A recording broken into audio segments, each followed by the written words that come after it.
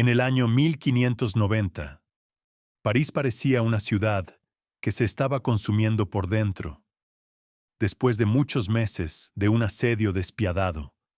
Aquel lugar que poco antes había sido una de las ciudades más impresionantes de toda Europa, terminó convertido en algo muy cercano al infierno. Las calles que antes estaban llenas de ruido y movimiento, ahora parecían un enorme cementerio al aire libre. El hambre llegó a ser tan brutal que la gente empezó a hervir el cuero de sus propios zapatos solo para tener algo que masticar. Por toda la ciudad corrían historias oscuras sobre personas que en su desesperación mezclaban harina con huesos molidos de los muertos para hacer pan, porque no encontraban otra forma de aguantar un día más. París, que siempre había sido uno de los grandes bastiones del catolicismo, estaba a punto de caer en manos de un rey protestante llamado Enrique de Navarra, y aquello podía cambiar el equilibrio de toda Europa.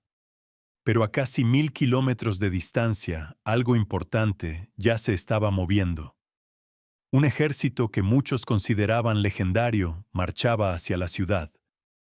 Eran los tercios españoles, y en aquel tiempo se hablaba de ellos como de la fuerza militar más temida y respetada del continente. Al frente iba un comandante brillante, al que todos conocían como el Rayo. Aquellos soldados no avanzaban con la idea de conquistar París, ni buscaban fama personal. Lo que querían era salvar la ciudad y evitar que desapareciera. Esta es una historia increíble que casi se ha olvidado con el paso del tiempo, sobre cómo los tercios españoles llevaron a cabo una de las operaciones militares más audaces de su época y lograron romper un asedio que parecía imposible salvando la capital de Francia en su momento más oscuro. Fue el día en que España, a su manera, terminó conquistando París. Para entender cómo la ciudad llegó a una situación tan desesperada, hay que mirar lo que estaba pasando en Europa a finales del siglo XVI. El continente estaba lejos de vivir en paz. Más bien parecía un enorme tablero de ajedrez lleno de violencia, donde religión y poder decidían cada movimiento. Francia llevaba casi 30 años destrozándose en las guerras de religión, una lucha brutal entre la mayoría católica y la minoría protestante, conocida como los hugonotes. Aunque en realidad no se trataba solo de fe, porque detrás de todo también estaba la pelea por el trono entre las familias más poderosas del reino. Todo explotó en el año 1589, cuando el rey Enrique III fue asesinado. Y entonces apareció un problema enorme, porque el heredero legítimo era Enrique de Borbón, rey de Navarra. Por ley le correspondía la corona. Pero para gran parte del país aquello era impensable, porque era protestante. París, que estaba controlada por la Liga Católica más radical, y que además recibía apoyo financiero del rey Felipe II de España, se negó completamente a aceptarlo, porque no querían ver a un hereje sentado en el trono. Entonces, Enrique de Navarra, al que sus seguidores ya consideraban su nuevo rey, decidió actuar como lo haría cualquier general decidido.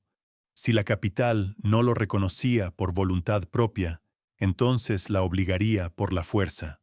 En la primavera del año 1590, rodeó París con su ejército y comenzó el asedio. Su plan era simple, pero muy duro: rendir la ciudad por hambre. Dentro quedaban atrapadas más de 200.000 personas, y eso significaba que tarde o temprano los alimentos se acabarían. Mientras tanto, en el Escorial, el rey Felipe II observaba todo con mucha preocupación. España se veía a sí misma como la gran defensora del catolicismo, y la idea de una Francia protestante era para él una verdadera pesadilla, porque podía romper el llamado Camino Español, una cadena de territorios aliados alrededor de Francia, que era fundamental para mover sus ejércitos.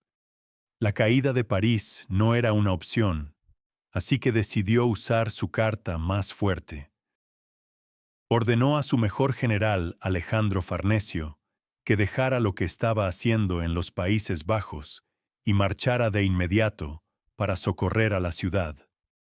Con esa orden comenzó a ponerse en movimiento la máquina de guerra más temida de aquella época. Los tercios españoles, para el año 1590, ya se habían convertido en una auténtica leyenda, porque durante más de un siglo habían dominado los campos de batalla europeos y tenían fama de ser casi invencibles. No eran simples mercenarios, eran soldados profesionales, veteranos de innumerables combates, hombres que vivían y también estaban dispuestos a morir por su bandera. Me haría muy feliz si apoyaran mi creatividad con un me gusta y una suscripción. También escriban en los comentarios qué les pareció esta historia y qué otra historia les gustaría escuchar. La forma en que estaba organizado aquel ejército parecía algo increíble para su tiempo. Si uno intenta imaginarlo, primero hay que pensar en el centro de la formación, donde se colocaban los piqueros muy juntos entre sí, formando algo parecido a un erizo de acero. En sus manos llevaban largas picas, y para la caballería enemiga, atravesar esa muralla prácticamente no tenía posibilidades. Alrededor de ese núcleo se situaban los arcabuceros soldados armados con armas de fuego, que aunque todavía eran bastante primitivas, resultaban devastadoras cuando el enemigo se acercaba lo suficiente, y las descargas golpeaban directamente las filas contrarias. Con el paso del tiempo, a los arcabuces se sumaron los mosquetes, que tenían aún más potencia y alcance. Esa mezcla de largas picas y disparos constantes hacía que los tercios se movieran por el campo de batalla como si fueran una fortaleza viva muy difícil de romper. Pero la verdadera fuerza de aquel ejército no estaba solo en su táctica, sino también en las personas que lo formaban. En sus filas luchaban castellanos, aragoneses, italianos y flamencos todos juntos como un solo cuerpo. Eran conocidos por su disciplina dura, por su carácter orgulloso y por una seguridad que a veces rozaba la arrogancia, porque detrás de ellos había una larga historia de victorias. Entre los soldados existía una hermandad muy fuerte, y esa unión hacía que siguieran luchando incluso cuando la situación parecía perdida. Dentro del ejército que avanzaba hacia París estaban incluso unidades famosas, como el viejo tercio de Lombardía, lo que significaba que no se trataba de reclutas inexpertos, sino de combatientes curtidos, que muchos consideraban los mejores soldados de Europa. Para los habitantes de París, que estaban consumidos por el hambre, escuchar que los tercios venían de camino no sonaba simplemente como un rumor, sino como la esperanza de un milagro. Al frente de aquella fuerza de élite estaba un hombre cuya fama casi igualaba a la de sus propios soldados. Se trataba de Alejandro Farnesio, duque de Parma y sobrino del rey Felipe II. Farnesio era una combinación muy poco común de diplomático hábil y comandante militar brillante. Muchos lo llamaban el rayo de la guerra, por la rapidez con la que actuaba. Pero en realidad, no era un hombre que disfrutara de las batallas abiertas y caóticas. Su manera de hacer la guerra era fría y calculada, casi como si se tratara de una ciencia. Prefería usar maniobras inteligentes y planes bien pensados antes que confiar en la fuerza bruta. Para él cada campaña se parecía a una partida de ajedrez, donde cada movimiento tenía consecuencias. Por eso, cuando recibió la orden de marchar hacia París, la noticia no le gustó en absoluto, porque desde su punto de vista aquello representaba una distracción peligrosa. Su misión principal en ese momento era mantener bajo control a los rebeldes en los Países Bajos, y abandonar ese frente podía echar a perder todo lo que había conseguido, además de abrir la puerta a nuevos ataques de líderes emergentes, como Mauricio de Nassau.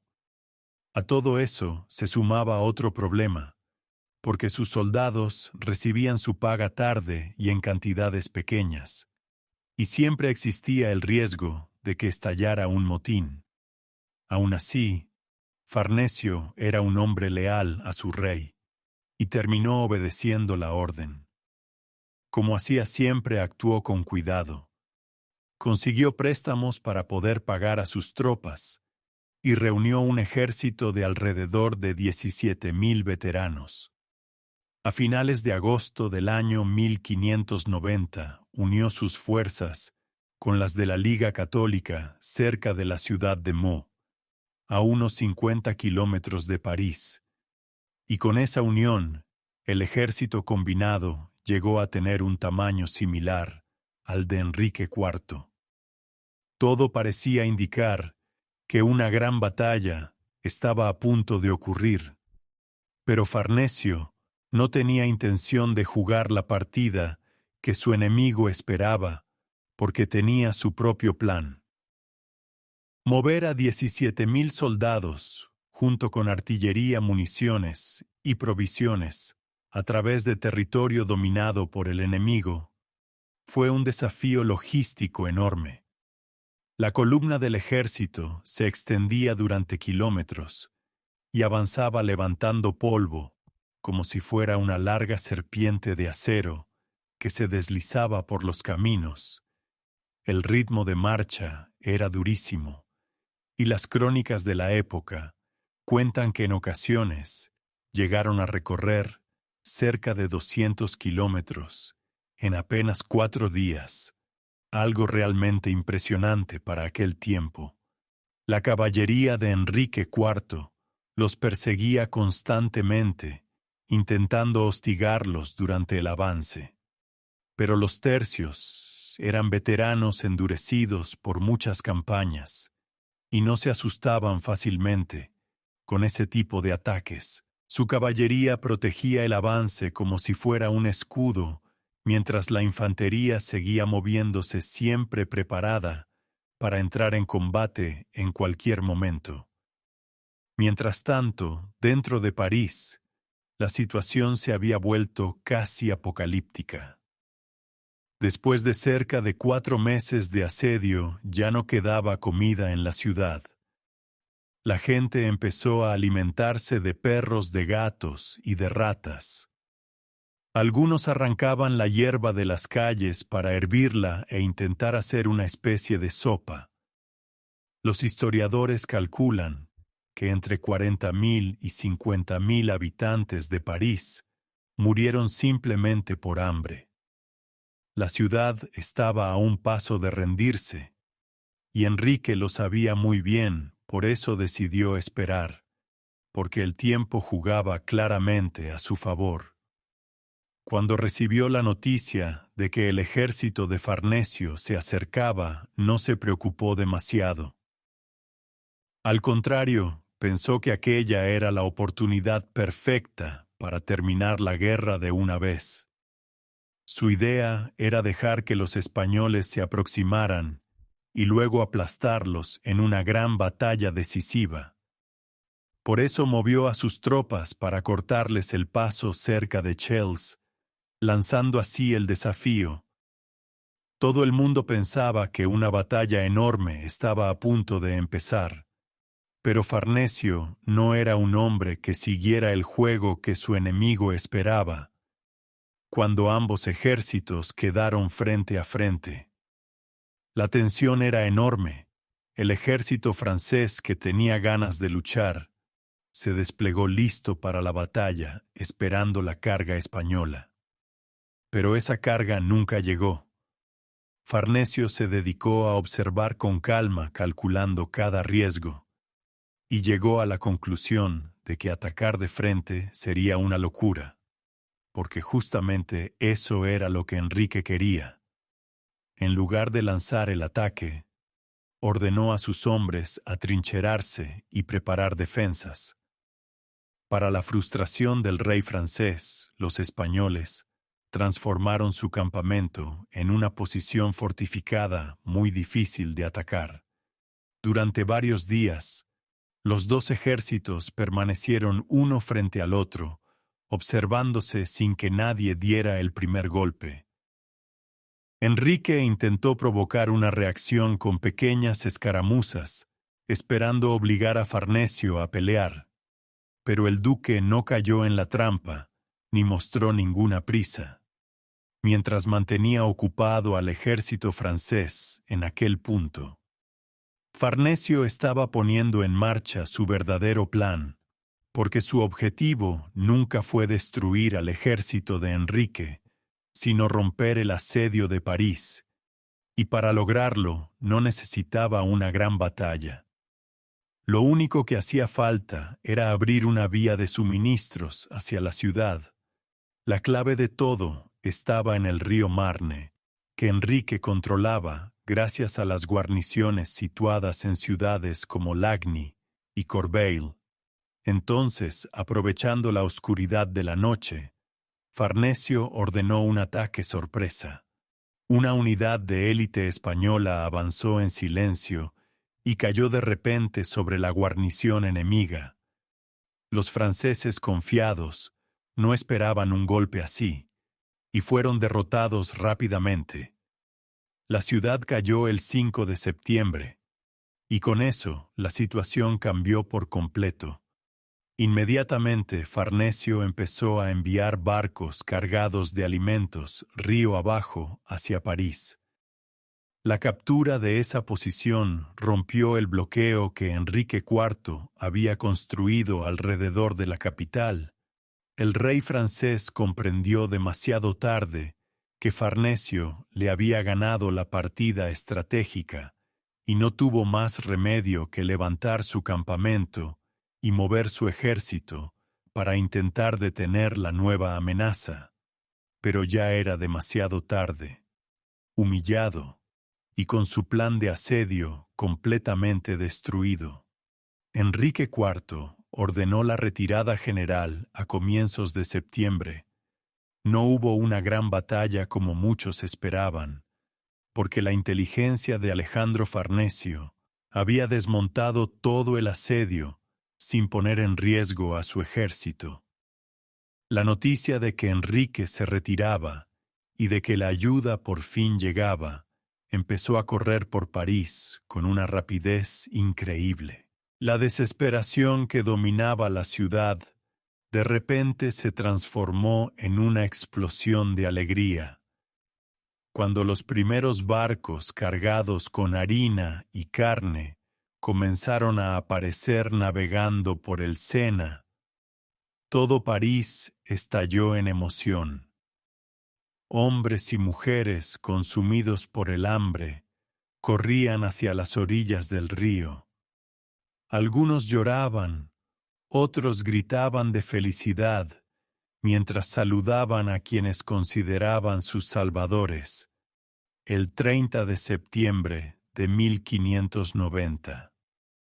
Las tropas de Farnesio finalmente entraron en la capital, y la escena fue impresionante, porque no los recibieron como a un ejército extranjero, sino como a liberadores. Las campanas de todas las iglesias comenzaron a sonar sin descanso, incluida la de Notre Dame, y el ruido llenó toda la ciudad. La gente lanzaba flores a los soldados y trataba de ofrecerles lo poco que aún conservaban. Aquel lugar que había estado a punto de morir parecía renacer de nuevo. Farnesio, sin embargo, seguía siendo un hombre práctico y disciplinado. Por eso rechazó alojarse en los palacios y ordenó que sus tropas permanecieran acampadas fuera de la ciudad para mantener el orden entre sus hombres. Su misión estaba cumplida porque había conseguido salvar la capital del catolicismo francés y además había obligado a su enemigo a retirarse sin que su ejército sufriera grandes pérdidas. Aquella operación se convertiría en una de las mayores demostraciones de inteligencia militar de toda su carrera. A pesar de todo el éxito, la victoria no duró demasiado tiempo, porque los temores que Farnesio tenía sobre la situación en los Países Bajos terminaron haciéndose realidad. Mauricio de Nassau aprovechó su ausencia para lanzar una ofensiva contra las posiciones españolas. Por esa razón, casi tan rápido como había llegado, el duque tuvo que abandonar Francia, y en noviembre se retiró dejando en París una guarnición de aproximadamente 3.000 o 4.000 veteranos encargados de proteger la ciudad. La liberación de París fue una victoria táctica brillante, pero no significó el final de la guerra. En realidad, solo la prolongó. Enrique no estaba dispuesto a rendirse, y el conflicto continuaría durante varios años más. Farnesio regresó otra vez a Francia en 1592 para una nueva campaña, pero ese mismo año murió dejando un vacío enorme que nadie pudo llenar. Y entonces llegó el giro final de toda esta historia, porque Enrique comprendió que jamás conseguiría la corona únicamente por la fuerza de las armas. En 1593 tomó una decisión puramente pragmática. Renunció al protestantismo y anunció su conversión al catolicismo. A él se le atribuye la famosa frase «París, bien vale una misa». Con ese gesto eliminó el último obstáculo que le impedía gobernar. En 1594, las puertas de París que antes se habían cerrado contra él con tanta violencia, se abrieron completamente, y esta vez lo hicieron sin necesidad de disparar un solo tiro.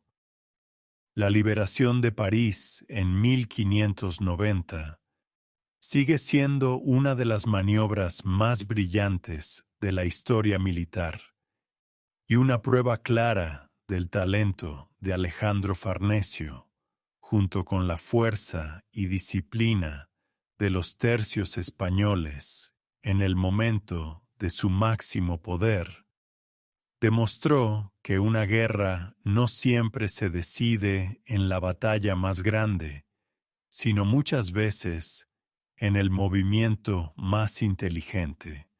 Para los habitantes de París, aquello fue el milagro que los salvó de morir de hambre.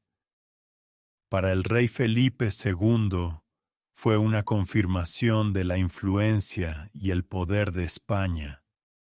Y para los tercios, se convirtió en otra hazaña más que añadir a su ya impresionante leyenda.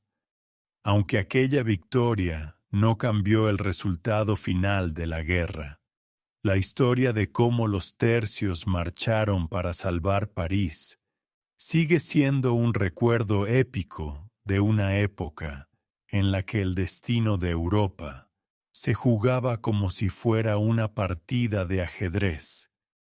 Y en ese tablero, el ejército español era sin duda la pieza más poderosa de todas. Al final de toda esta historia, queda una lección bastante clara que muchas veces se olvida cuando la gente piensa en guerras antiguas. Muchos creen que todo se decide solo con grandes batallas, llenas de ruido acero y sangre. Pero lo que ocurrió con la liberación de París demuestra algo diferente. Demuestra que la inteligencia, la paciencia y la capacidad de entender el momento correcto pueden ser más poderosas que miles de soldados lanzándose al combate. Alejandro Farnesio no ganó porque tuviera el ejército más grande, ni porque buscara una victoria espectacular en el campo de batalla. Ganó porque entendió mejor que su enemigo cuál era el verdadero objetivo y cuál era la forma más inteligente de alcanzarlo. Mientras Enrique esperaba una batalla heroica, Farnesio estaba pensando en algo mucho más simple: abrir un camino para que la comida llegara a la ciudad y con eso destruir todo el plan del asedio. Esa diferencia entre buscar gloria o buscar resultados es lo que cambió el destino de París en aquel momento. También deja otra enseñanza sobre la disciplina y la preparación, porque los tercios españoles no eran famosos solo por su valentía, sino por su organización, su experiencia y la confianza que existía entre los soldados, hombres de lugares distintos que luchaban juntos como si fueran una sola unidad y que sabían mantenerse firmes, incluso cuando el enemigo los presionaba constantemente. Esa combinación de disciplina, orgullo y experiencia fue lo que permitió que un ejército relativamente pequeño pudiera atravesar territorio enemigo, marchar durante días a un ritmo agotador y aún así mantenerse listo para luchar en cualquier momento. Pero la historia también recuerda algo importante sobre el poder y la política, porque al final la guerra no terminó con esa victoria brillante. Los conflictos siguieron, y el propio Enrique comprendió que a veces la espada no es suficiente para gobernar. Por eso tomó la decisión de cambiar de religión, algo que demuestra hasta qué punto la política puede transformar incluso las convicciones personales cuando está en juego el control de un reino entero. De alguna forma, la historia termina mostrando que las guerras no siempre las ganan quienes luchan más fuerte, sino quienes entienden mejor el tablero en el que están jugando. Farnesio salvó París con una maniobra inteligente, y Enrique terminó convirtiéndose en rey con una decisión política calculada. Dos formas distintas de ganar en una misma historia.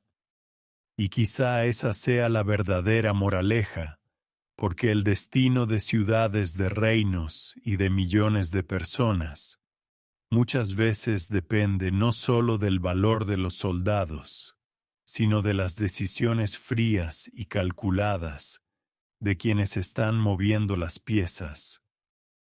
La liberación de París en 1590 quedó como un ejemplo perfecto de cómo una mente estratégica puede cambiar el rumbo de una guerra sin necesidad de buscar la batalla más grande. Y por eso incluso siglos después, esta historia sigue recordando que en los momentos más oscuros, a veces la victoria llega no por la fuerza, sino por la inteligencia, la paciencia y la capacidad de ver lo que otros no ven.